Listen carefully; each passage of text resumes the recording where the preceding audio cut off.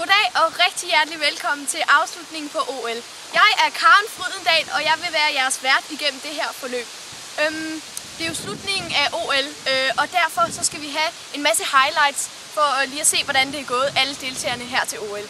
Ja, den første disciplin, vi ser på her til OL, det er jo tørsvømning. Det er et forholdsvis bestemt løb, men den danske Julie Birk, der ser ud til at gå efter sølv. Og det synes jeg klart også, hun skal. Den forreste her i det her løb, det er, som I kan se, den russiske Kovano Vanovic. Og det ser ud til, at Danmark vinder sølv! Danmark! Julie Birk vinder sølv i tørsvømning. Hvor er det fantastisk! Ja, som I kan se, så er jeg smidt jakken. Det er simpelthen braun sol, og det er fantastisk at være vært her i London. Når vi skal tilbage til OL, det ser en smule sort ud for danskerne i den her menneskeridningskamp. Og det er Kvartskar, der vinder det her løb.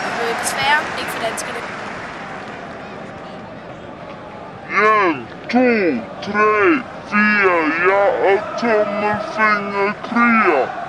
Ja, nu er det jo tommelfingerkrig, og det er et rigtig tæt løb mellem den tyrkiske Fatima Kvalum og den svenske pige Anne Kromborg. Og den tyrkiske Fatima, der vinder det her løb.